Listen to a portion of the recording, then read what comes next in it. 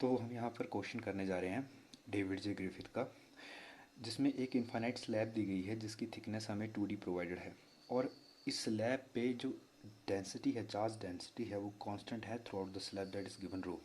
और एक और चीज़ क्वेश्चन में गिवन है जो कि है कि जो इलेक्ट्रिक फील्ड है is only depend on by axis, मतलब इलेक्ट्रिक फील्ड जो है सिर्फ बाई एक्सिस की तौर ही पॉइंट करेगी, वो एक्स और जेड डायरेक्शन में पॉइंट नहीं करेगी।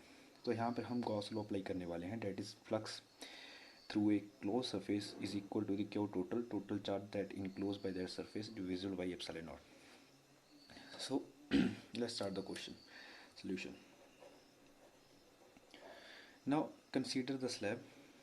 इसको ऐसे स्लैब को सामने से देखने की कोशिश करना। मान लीजिए स्लैब का सामने वाला पोर्शन है जिसकी थिकनेस 2D हमें गिवन है, और यहाँ हम अपने कोऑर्डिनेट 0 0 0 डिफाइन करते हैं, और यहाँ से बाई एक्सिस। क्वेश्चन में हमें बताया गया है कि जो इलेक्ट्रिक फील्ड होगी वो सिर्फ बाई एक्सिस पर ही डिपेंड करेगी, मतलब इलेक्ट्रिक फील्ड की डायरेक्शन कुछ इस तरह होगी स्लैब के अराउंड।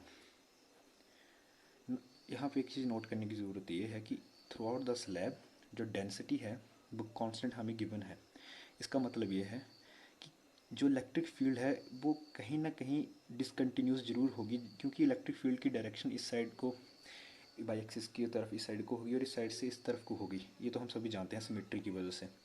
तो मतलब इलेक्ट्रिक फील्ड की वैल्यू एट प्लेन, मान लीजिए ये एक्स एक्सिस है और ऊपर वाला एक्सिस आपका बाई एक्सिस है, तो इलेक्ट्रिक फील्ड की value at x z axis at y equal to zero plane it will be zero. यहाँ से हमें पता चलता है सिंपल। नाउ हम एक स्मॉल क्यूबाइड बना लेते हैं। यहाँ पर एक गॉसियन सरफेस कंसीडर करते हैं।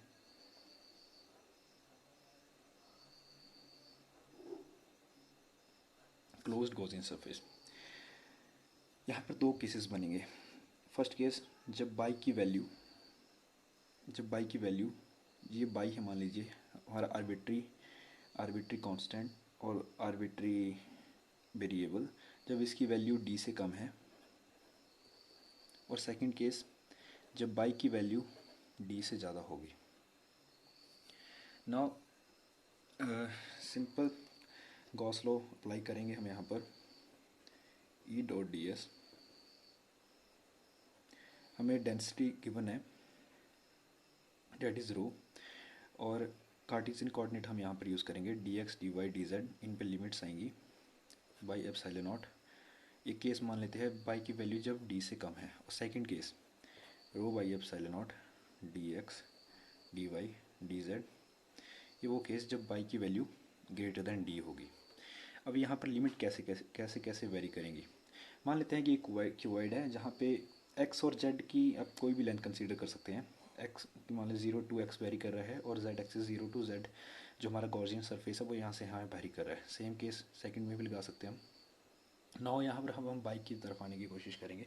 इन फर्स्ट केस जो बाइक की वैल्यू है वो स्लैब के अभी भी जो जिस पॉइंट पे हम इलेक्ट्रिक फील्ड फाइंड आउट करने की कोशिश कर रहे हैं वो स्लैब के अंदर है। मतलब यहाँ पर फर्स्ट केस में जो y की वैल्यू है वो चेंज करेंगे 0 to y, और सेकंड केस में जो y की वैल्यू है वो चेंज करेगी, क्योंकि अब जो बाई है वो स्लैब से बाहर चला गया है। जिस पॉइंट पे हमें इलेक्ट्रिक फील्ड फाइंड आउट करनी है वो स्लैब से बाहर जा चुका है, बट चार्ज तो अभी भी स्लैब के अंदर ही कन्फाइंड है ना। चार्ज थोड़ी स्लैब के बाहर जा सकता है। चार्ज डेंसिटी तो हमें स्लैब मतलब इस डी तक ही गिवन है। सो यहाँ पर 0 to d हम सेकंड केस में लिमिट आएगी हमारी। नाउ अभी जो ये ई डॉट डी एस है, यहाँ से इलेक्ट्रिक फील्ड बाहर आ जाएगी सिमेट्री की वजह से, और डी एस की इंटीग्रेशन होगी। नाउ कौन से सरफेस यहाँ पर फ्लक्स में कंट्रीब्यूट करेंगे। सिंपल सी बात है, मैंने बताया था कि जो इलेक्ट्रिक फील्ड है वो सिर्फ बाई एक्सिस पर डिपेंड कर रही है। तो उसका मतलब है ओनली जो ये फ्रंट और बैक वाला सरफेस है ना, जहाँ पे मैं ये टच कर रहा हूँ, ये सिर्फ यही सरफेसेस इलेक्ट्रिक फ्लक्सेस में कंट्रीब्यूट करेंगे। इलेक्ट्रिक फील्ड की डायरेक्शन यहाँ से परपेंडिकुलर होगी, और बाकी सभी जितने भी सरफेसेस हैं मीन्स एक्स जेड वाले सरफेस ही कंट्रीब्यूट करेंगे, डी एक्स और डी जेड वाले सरफेसेस। नो क्योंकि डी एक्स डी जेड वाले दो सरफेसेस हमें गिवन है, एक जहाँ पे बाई की वैल्यू 0 है, मान लीजिए एक सरफेस ये यहाँ पर है at y equal to 0 plane पे, और दूसरा सरफेस हम मान लेते हैं कहीं पे भी है बाई इक्वल टू कोई भी डिस्टेंस मान लेते हैं बाई प्लेन पर। First case y equal to 0 plane वाला, और second case second Gaussian surface y equal to y d x d z. यहाँ अंदर लिमिट वगैरह सब सॉल्व करने के बाद यहाँ पे हमारे पास आ जाएगा x by z by epsilon naught, और सेकंड केस में आ जाएगा rho by epsilon naught x d z. First case जब बाई की वैल्यू डी से कम है, सेकंड केस जब बाई की वैल्यू डी से ज़्यादा है। नाउ बाई की इलेक्ट्रिक फील्ड की वैल्यू इस पॉइंट पे बाई इक्वल टू 0 प्लेन पे 0 ही होगी ड्यू टू सिमेट्री। तो यहाँ ये वाली टोटल इंटीग्रल तो 0 चला गया। Second case E y, E is a function of y, और डी एक्स डी जेड यहाँ पे क्योंकि गॉसियन सरफेस है कहाँ से कहाँ वेरी करेंगे, जितनी जो लिमिट यहाँ से यहाँ डी एक्स और डी जेड की वेरी कर रही है वही यहाँ पर वेरी करेंगी। सो अगेन एक्स जेड बनेगा, मान लेते हैं यहाँ पे डी एक्स की लिमिट मैं पुट कर देता हूँ 0 to x and 0 to z।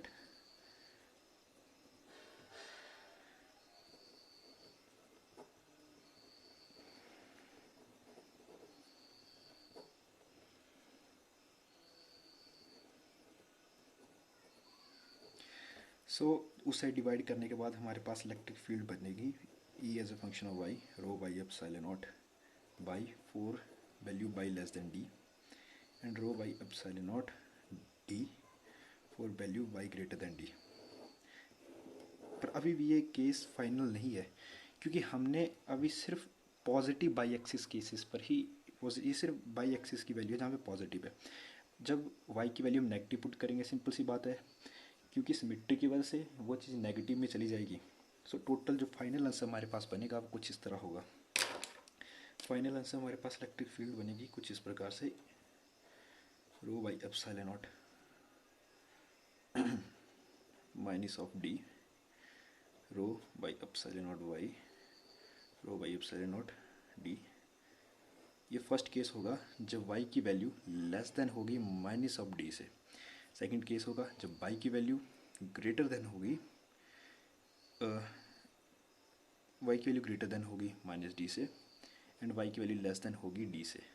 और थर्ड केस हमारे पास बनेगा जब y की वैल्यू ग्रेटर देन होगी d से। सो फाइनली जब हम ग्राफ प्लॉट करेंगे, इसका ग्राफ किस तरह बनेगा, मान लीजिए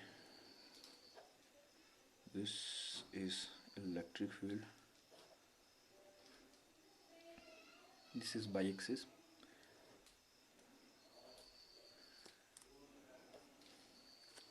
हमारे पास ग्राफ कुछ इस तरह से आएगा, स्ट्रेट लाइन, एक पॉइंट के आने के बाद यहाँ पर भी कांस्टेंट हो जाएगा और नेगेटिव साइड भी कांस्टेंट हो जाएगा। यहाँ पे जो वैल्यू होगी जहाँ पे कांस्टेंट हो रहा है वो पॉइंट्स डी होंगे माइनस डी, और यहाँ पर लगे plus D.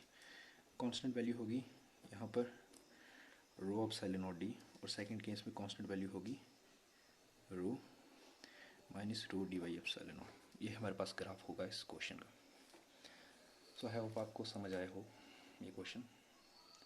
Thank you and please subscribe my channel.